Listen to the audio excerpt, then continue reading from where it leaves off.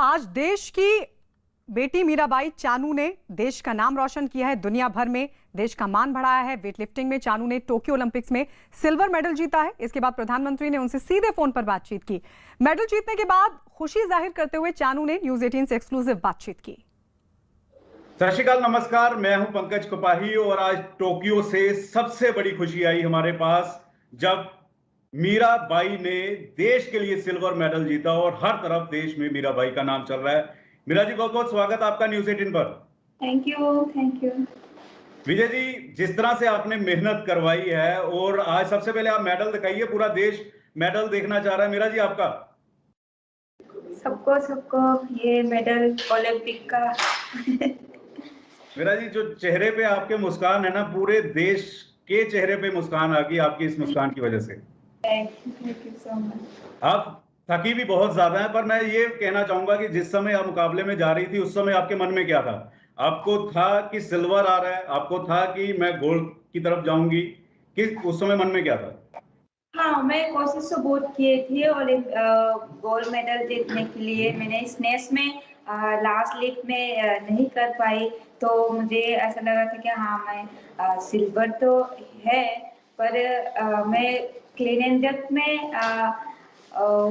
मैंने Olympic record के लिए मैंने पूरा ट्राई किया था, पर वो नहीं कर पाई।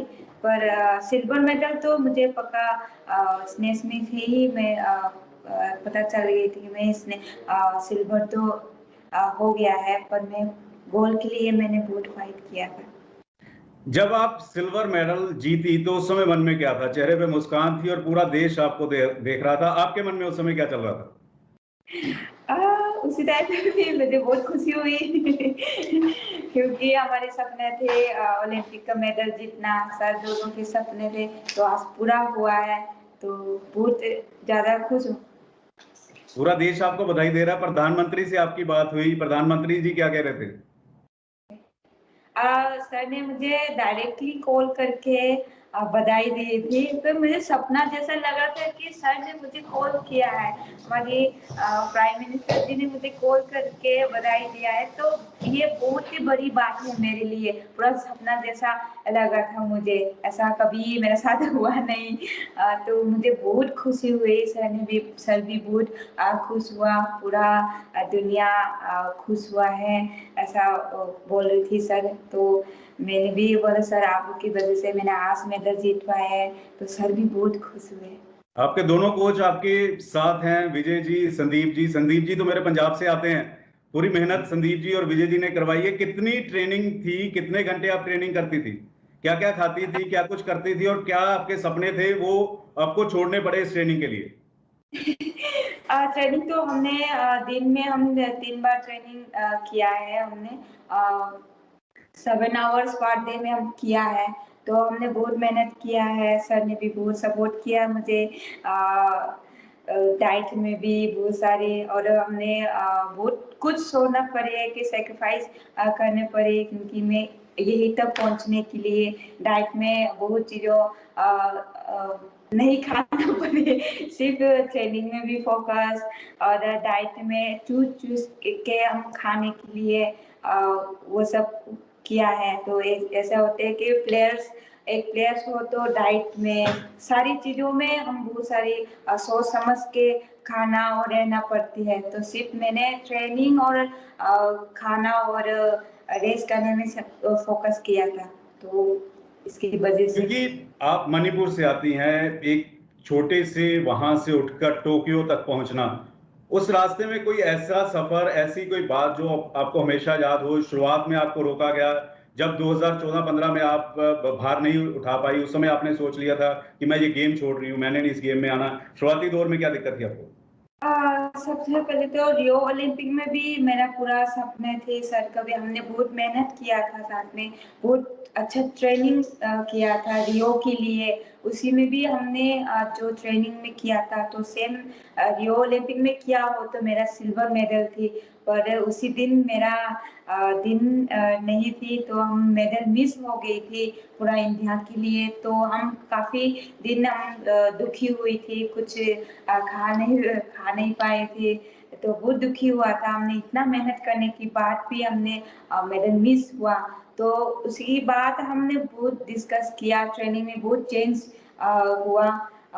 सिर्फ सर ने भी मुझे समझाया था कि अभी सिर्फ खत्म नहीं हुआ है, बहुत आगे और भी बहुत सारे कर सकते हैं। तो मुझे भी बाद में राइज हुआ था कि हाँ, मुझे कुछ कर सकते हैं। तो उसी सामने हमारी वर्ल्ड चैंपियनशिप थे 2017 में, तो उसी में मैंने कुछ करके दिखाना है। सर का जो भी हमारी रियो में फेल हुआ है उसको वर्ल्ड में मैंने करके दिखाऊंगी, ऐसा सोच के मन में। तो हमने ट्रेनिंग पूरा अच्छा किया था, तो वर्ल्ड चैंपियन हुई थी। तो धीरे धीरे हम सब परफॉर्मेंस में भी काफी चेंज हुआ था। तो ऐसे धीरे धीरे। प्रधानमंत्री जी ने आपको क्या बोला जब आपकी बात हुई? बधाई तो दी उन्होंने, स्पेशली कोई बात बोली आपको? ऐसे कोई खास नहीं, सिर्फ बधाई देता तो बहुत खुश हुआ है। आपने सबसे पहला ओलंपिक का, टोक्यो ओलंपिक का आपने नाम, इंडिया के नाम को ऊपर किया है, तो ये बहुत ही अच्छा है। आपने बहुत अच्छा गेम खेला है। तो यही बोली थी सर ने। जब आप ट्रेनिंग कर रही थी, बहुत कुछ ऐसा खाने वाला होगा जो आपने मिस किया होगा, आपने नहीं खाया होगा, लेकिन अब सबसे पहले क्या खाएंगी जो आपकी फेवरेट चीज है कि अब मैं ये खाऊंगी, मैंने मेडल लेकर आई हूँ? मैंने बताया थे मुझे पिज्जा बहुत पसंद है। और पिज्जा और अब हम सर डिनर करने ही जा रहे हैं, हम पिज्जा खाने जा रहे हैं। थैंक यू संदीप भाजी ਤੁਸੀਂ पराठे खिलाओगे? संदीप भाजी पराठे खिलाओगे? क्योंकि पंजाब च रहे ने और ਭੰਗੜੇ ਪੈ ਰਹੇ ਨੇ, पंजाब च ਭੰਗੜੇ ਪੈ ਰਹੇ ਨੇ। ਉਹ ਆਪਾਂ ਪੰਜਾਬ ਪਹੁੰਚ ਗਏ, ਆਪਾਂ ਪਰਾਠਾ ਹੀ ਖਾਣਾ, ਇੱਥੇ ਤੇ ਸਾਨੂੰ ਪਰਾਠਾ ਮਿਲਣਾ ਨਹੀਂ ਹੈਗਾ। ਆਪਾਂ ਪਟਿਆਲਾ ਰਹਿੰਦੇ ਆ, ਉੱਥੇ ਪਰਾਠੇ ਹੀ ਖਾਣੇ, ਇੱਥੇ ਪੀਜ਼ਾ ਖਾਣਾ ਪੈਣਾ। एक मैं जाते जाते दो चीजें पूछूंगा। एक तो वो एक डायलॉग है ना, हमारी छोरियां क्या छोरों से कम है के, वो आप सुना दीजिए। बिल्कुल बिल्कुल, ये तो नहीं, वो तो मैं कह सकता हूँ कि हमारी छोरियां के छोरों से कम है के। और ये मीराबाई ने प्रूव किया पाजी, आकाश पाजी, कि हमारी लड़कियां लड़कों से बिल्कुल कम नहीं है। और मैं आपके चैनल के माध्यम से मीरा भी गुजारिश करेगी कि जो हमारे बच्चे हैं उन्हें हम स्पोर्ट्स में लगाएं, जिससे कि हमारे बच्चों को एक तो सेहतमंद रहने का एक सिस्टम मिले और वो देश का नाम भी रोशन कर सकें। अच्छा मीरा जी, लास्ट में ये बता दीजिए, जाते जाते देश को क्या कहना चाहेंगी आप, जो लड़कियां आपको देख रही हैं, स्पेशली जो फैमिली आपको देख रही है, क्योंकि पूरा देश पे आज चेहरे पे मुस्कान है और सिर्फ आपकी वजह से है। वही से मैं भी बोलूंगी, लड़की लड़कों से कम नहीं है। सच बोलूं तो लड़कों से लड़की ज्यादा पावर होते हैं। तो मैं ये खास फैमिली को ही मैं बोलना चाहती हूँ कि फैमिली काफी लोग होते हैं कि लड़की सिर्फ पढ़ाई करने हैं, गेम्स में नहीं जाना, गेम्स में जाके क्या करना है, वो सब छोड़िए।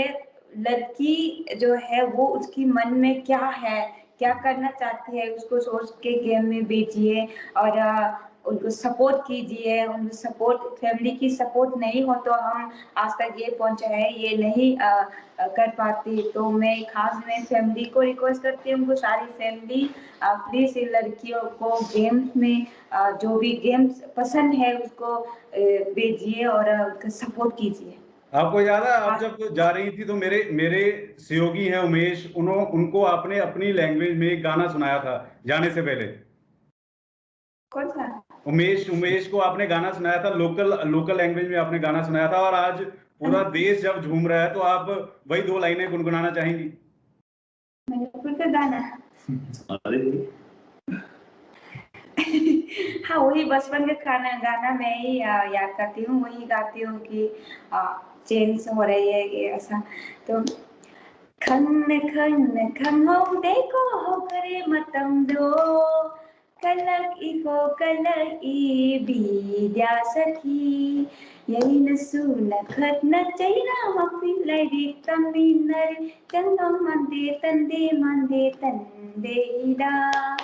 Thank you so much, thank you, आपने समय दिया और पूरा देश आपको सैल्यूट कर रहा है। सलाम है आपको न्यूज़ 18 की तरफ से।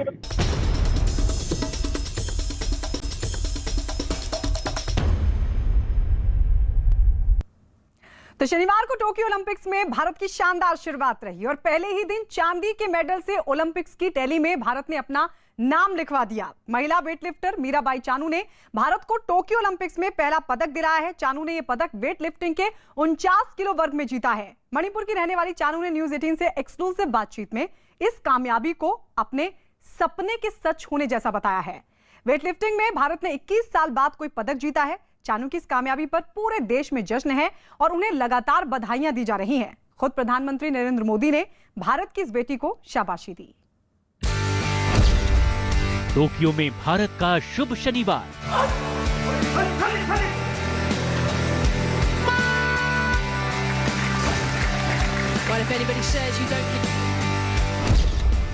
ओलंपिक्स में चांदी से शुरुआत। It's good. Wow. New Olympic record. Weight lifting में सबसे बड़ी कामयाबी। Something huge.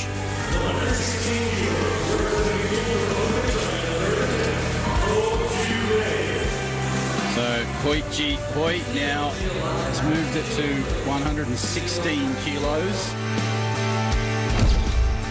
मीराबाई चानू ने सिल्वर मेडल जीता।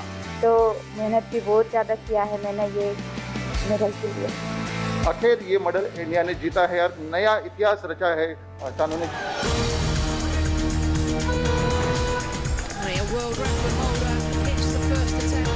टोक्यो ओलंपिक्स के पहले ही दिन भारत की चांदी हो गई।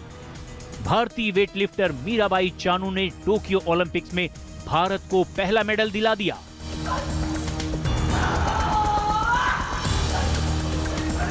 It's good. Wow. New Olympic record. शनिवार को वेटलिफ्टिंग में महिला वेटलिफ्टर मीराबाई चानू ने 49 किलोग्राम वर्ग में सिल्वर मेडल जीता। मीराबाई चानू पहली भारतीय वेटलिफ्टर हैं जिन्होंने ओलंपिक्स में सिल्वर मेडल जीतने का कारनामा किया है। करना मलेशिया ने 2000 मेडल जीता था और आज इस वेटलिफ्ट में अब एकमात्र महिला थी। तो it is a proud feeling of India. हाँ, ये मैं सारी वेट लिफ्टर इंडिया की वेट लिफ्टर्स सबको मैं बहुत प्राउड फील करती हूँ, खुद को भी, क्योंकि ये हमारी वेट लिफ्टिंग के लिए सेकेंड गोल्ड ओलंपिक के लिए मेडल है। तो मैं बहुत खुद को भी बहुत प्राउड करती हूँ। मीराबाई ने स्नैच में अपनी पहली कोशिश में ही 84 किलो और दूसरे में 87 किलो वजन उठाया। हालांकि तीसरे प्रयास में वो 89 किलो वजन उठाने में नाकाम रही। वो स्नैच राउंड में दूसरे स्थान पर रही। इसके बाद क्लीन एंड जर्क के अपने दूसरे प्रयास में ही मीराबाई चानू ने 115 किलोग्राम वजन उठाकर नया ओलंपिक रिकॉर्ड कायम किया। लेकिन चीन की होउ झिहुई ने अपने पहले प्रयास में 116 किलो वजन उठाकर ये रिकॉर्ड भी अपने नाम कर लिया। चानू ने इसके बाद चीन की वेटलिफ्टर को पछाड़ने के लिए 117 किलो वजन उठाने की कोशिश की, लेकिन वो इसमें नाकाम रही। आज चाइना की बहुत एक बड़ी चुनौती थी। एक्चुअली हम लोग गोल्ड के लिए फाइट करना चाह रहे थे, लेकिन कुछ सर्कमस्टेंसेस अच्छे नहीं रहे, तो हमें सिल्वर मेडल से सफर करना पड़ा। बट ओवरऑल गुड परफॉर्मेंस थी, हम लोग खुश हैं। वेट लिफ्टिंग में पहली बार सिल्वर मेडल चीनू ने जीता। इस वक्त वो दुनिया की नंबर 2 खिलाड़ी हैं। मीराबाई चानू मणिपुर की रहने वाली हैं। वर्ल्ड चैंपियनशिप 2017 में इन्होंने गोल्ड मेडल जीता। कॉमनवेल्थ गेम्स 2018 में भी इन्होंने गोल्ड हासिल किया। 2018 में राजीव गांधी खेल रत्न पुरस्कार से इन्हें सम्मानित किया गया। मीराबाई की इस कामयाबी ने उनके घर वालों को खुशियों के समंदर में डुबो दिया। टोक्यो से आई कामयाबी की इस खबर के बाद मीराबाई चानू के भाई का क्या कहना है, चलिए आपको ये भी सुनाते हैं।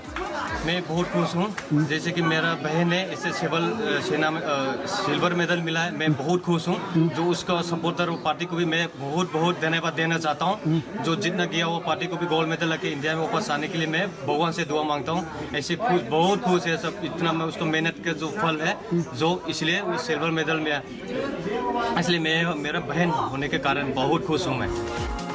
मीराबाई चानू ने टोक्यो ओलंपिक्स में पदक जीतने का वायदा किया था। मीराबाई चानू ने न्यूज 18 के साथ बातचीत में कहा कि अब वो रियो ओलंपिक्स में भी अपने खराब प्रदर्शन को भूल चुकी हैं। बड़ी बात है कि वेटलिफ्टिंग जैसे खेल मणिपुर में शुरू हो गए। वेटलिफ्टिंग खेल में इस मेडल के लिए क्या मेहनत की आपने? बहुत ही ज़्यादा मेहनत किया है मैंने, बहुत सेक्रीफाइस किया है कि ये टोक्यो ओलंपिक में मुझे मेडल लेना था, तो इसकी वजह से मैंने सब कुछ सेक्रीफाइस किया है। मैं घर पे इतना नहीं जाती क्योंकि मुझे ट्रेनिंग में बहुत प्यार है मुझे, तो मेहनत भी बहुत ज़्यादा किया है मैंने ये मेडल के लिए। आखिर ये मेडल इंडिया ने जीता है और नया इतिहास रचा है। मीराबाई चानू की इस कामयाबी को पूरा देश सलाम कर रहा है। खुद प्रधानमंत्री नरेंद्र मोदी ने ट्वीट करके इस चैंपियन खिलाड़ी को बधाई दी है। उन्होंने अपने ट्वीट में लिखा, टोक्यो में इससे बेहतर शुरुआत नहीं हो सकती। भारत मीराबाई चानू के शानदार प्रदर्शन से उत्साहित है। वेट लिफ्टिंग में रजत पदक जीतने के लिए उन्हें बधाई। उनकी सफलता हर भारतीय को प्रेरित करती है। देश के गृह मंत्री अमित शाह ने भी ट्वीट करके मीराबाई चानू को उनकी शानदार कामयाबी के लिए बधाई दी। अमित शाह ने ट्वीट करते हुए लिखा, ओलंपिक्स में महिला 49 किलोग्राम वेट लिफ्टिंग इवेंट में रजत पदक जीतने पर मीराबाई चानू पर बहुत गर्व है। आप सभी को आपके भविष्य के प्रयासों के लिए बहुत बहुत शुभकामनाएं। मीराबाई चानू मणिपुर की रहने वाली हैं। उनकी इस कामयाबी के बाद मणिपुर के सीएम एन बीरेन सिंह ने ट्वीट कर मीराबाई चानू को बधाई दी। उन्होंने लिखा, क्या दिन है, भारत के लिए क्या जीत है। मीराबाई चानू ने वेट लिफ्टिंग महिला 49 किलो वर्ग में रजत जीता। भारत ने पदक तालिका में खाता खोला। आपने आज देश को गौरवान्वित किया है। शनिवार की सुबह सुबह सामने आई कामयाबी की इस तस्वीर ने मीराबाई चानू के पास बधाइयों का तांता लगा दिया। देश के खेल मंत्री अनुराग ठाकुर ने भी मीराबाई चानू को उनकी कामयाबी पर बधाई दी। पहला ही दिन और रजत पदक जीतकर आपने 135 करोड़ भारतीयों के चेहरे पर एक मुस्कान लाई है। A big thank you to you. आपने न केवल देश के लिए रजत पदक जीता है, आपने देश के बाकी खिलाड़ियों को प्रेरणा देने का काम भी किया है। सच कहा जाए तो ये अभी शुरुआत है और 15 दिन तक चलने वाले दुनिया के इस सबसे बड़े खेल मेले से अब भारत को अनगिनत खुशियों की खबरों के आने की उम्मीद जग गई है।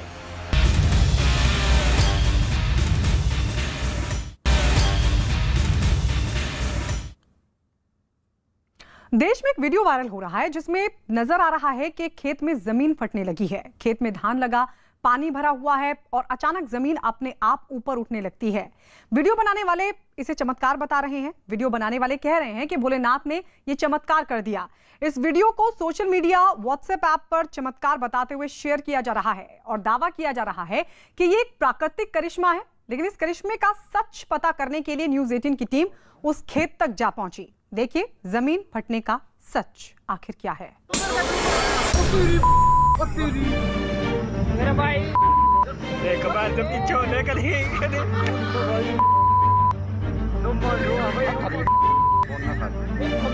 ऐसी हैरान करने वाली घटना आपने शायद ही देखी हो। इस वीडियो को देखकर आश्चर्य होता है कि आखिर धरती अचानक क्यों फटने लगी, क्यों जमीन अपने आप ऊपर उठने लगी। ऐसे तो बड़े भूकंप के दौरान ही होता है कि धरती की टेक्टोनिक प्लेट्स टकराएं और धरती अपने आप ऊपर उठने लगे, लेकिन यहाँ तो ऐसा कुछ नहीं हुआ। वीडियो बनाने वाले इसे चमत्कार कह रहे हैं। ये देखो भाई जमीन उठने लग रही है अपने आप। ये देखो भाई नया तजुर्बा, जमीन का अपने आप नया तजुर्बा। मेरे भाई धरती पटल देख, कमाल है देख, चित्र पटल भाई अपने आप ही जमीन उठने रही। पता नहीं भोलेनाथ ने क्या कर दिया। वो देखे किस तरह पानी जाने लग रहा है भीतर, देखो वो देख मेरे भाई पानी देख किस तरह जान रहा। खेत के किनारे खड़े हुए लोग वीडियो बना रहे हैं और इसे चमत्कार कह रहे हैं।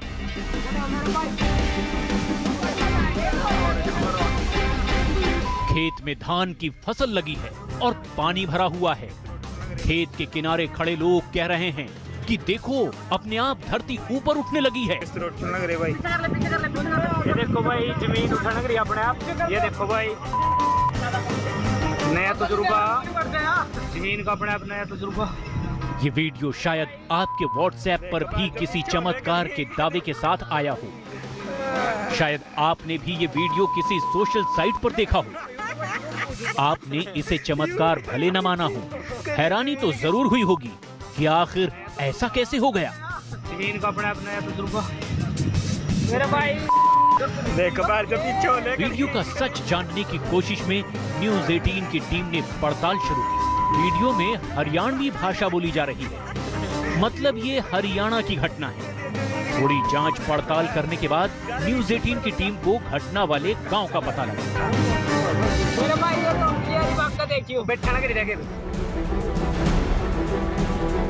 ये है हरियाणा के करनाल का कुचपुरा गांव।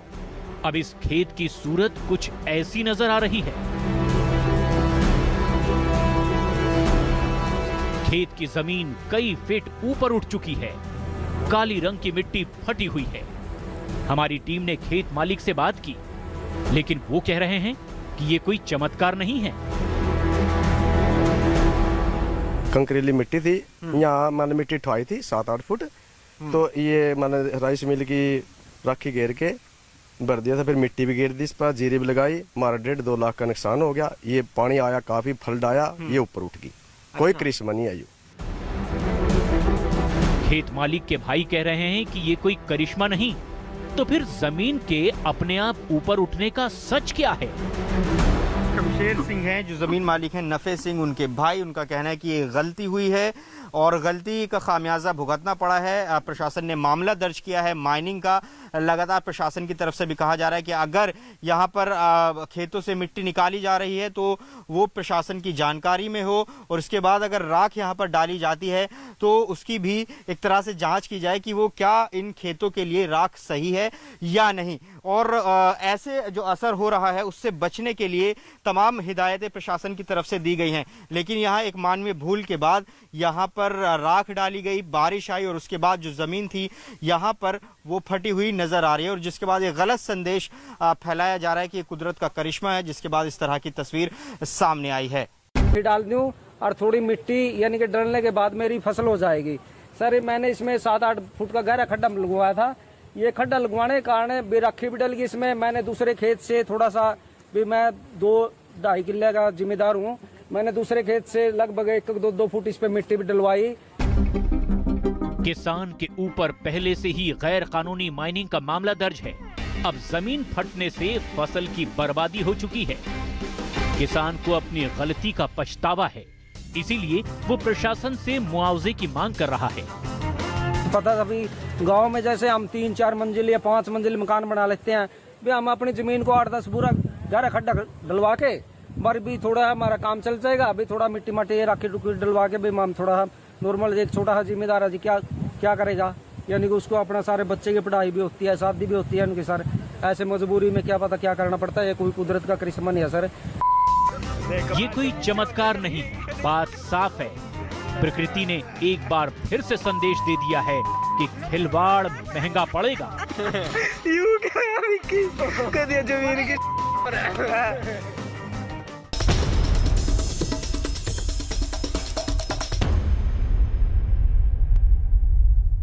2022 में होने वाले उत्तर प्रदेश चुनाव को लेकर भारतीय जनता पार्टी ने अपनी रणनीति को अंजाम देना शुरू कर दिया है और संकेत कुछ ऐसे मिल रहे हैं कि मुख्यमंत्री योगी आदित्यनाथ भी विधानसभा चुनाव लड़ सकते हैं। कई अहम बैठकों के बाद सूत्रों के हवाले से खबर आ रही है कि योगी आदित्यनाथ, उप मुख्यमंत्री केशव प्रसाद मौर्य समेत कई बड़े चेहरों को चुनावी रण में उतारा जा सकता है।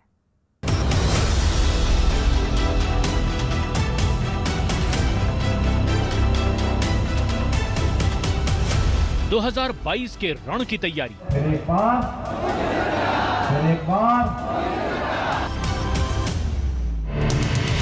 सियासत की एक पुरानी कहावत है, दिल्ली का सुल्तान कौन बनेगा, ये इस बात से तय होता है कि उत्तर प्रदेश में हवा किसकी है। लिहाजा हर दल की ख्वाहिश होती है कि उत्तर प्रदेश विधानसभा में उसकी पार्टी का परचम लहराए। 2017 के चुनाव में भारतीय जनता पार्टी को बम्पर जीत मिली थी। अब चुनाव में चंद महीने रह गए हैं। ऐसे में सूत्रों के हवाले से खबर ये आ रही है कि प्रदेश बीजेपी आलाकमान ने कई बड़े चेहरों को चुनावी मैदान में उतारने की तैयारी कर ली है। सूत्रों से मिली जानकारी के मुताबिक योगी आदित्यनाथ गोरखपुर की किसी विधानसभा सीट से चुनाव लड़ सकते हैं। उप मुख्यमंत्री केशव प्रसाद मौर्य कौशाम्बी की सिराथू सीट से किस्मत आजमा सकते हैं। वहीं उप मुख्यमंत्री दिनेश शर्मा लखनऊ से चुनाव लड़ सकते हैं, तो वहीं प्रतापगढ़ के कुंडा सीट से मंत्री महेंद्र सिंह को चुनाव लड़ाया जा सकता है। मुख्यमंत्री योगी आदित्यनाथ के अलावा जितने भी पार्टी के बड़े दिग्गजों के नाम आ रहे हैं, सभी पार्टी के स्टार प्रचारक हैं और बीजेपी के लिए प्रचार और प्रसार भी करते हैं। दिग्गज नेताओं के चुनाव लड़ने से कार्यकर्ताओं का हौसला बुलंद होगा। इनके मैदान में उतरने से विरोधियों को चौंकाया जा सकता है। इनके विधानसभा में जाने से खाली विधान परिषद की सीटें दूसरे कार्यकर्ताओं को देकर संतुलन साधने में भी मदद मिलेगी। भाजपा से योगी आदित्यनाथ का जो चुनाव लड़ने का जो संभावना जताई जा रहा है, निश्चित तौर पे मुझे लग रहा है कि सोची समझी एक राजनीतिक सिद्धांत है। इसलिए कि उत्तर प्रदेश में हाल ही में मुख्यमंत्री लेके बहुत सारे अटकलें चल रहे थे। अब बात विपक्ष की, तो कांग्रेस एंटी इनकम्बेंसी के दम पर मैदान में उतरने की तैयारी कर रही है। कांग्रेस ने कहा है कि इससे कोई फर्क नहीं पड़ता कि योगी आदित्यनाथ चुनाव लड़ते हैं या नहीं। कोई फर्क नहीं पड़ता कि अजय सिंह बिष्ट या गोरखपुर से लड़े या अहमदाबाद से लड़े, क्योंकि जनता ने अब देख लिया है अजय सिंह बिष्ट का ध्यान आम जनता के मुद्दों पे नहीं, बल्कि जो राहुल गांधी कौन सा आम खाते हैं नहीं खाते हैं उन पे है। 2017 के विधानसभा चुनाव में सफलता का सेहरा मोदी लहर के माथे सजा था। 2022 में पहली बार योगी आदित्यनाथ को सामने रखकर चुनाव लड़ने की तैयारी है। जाहिर है योगी के सामने एक कड़ी चुनौती है।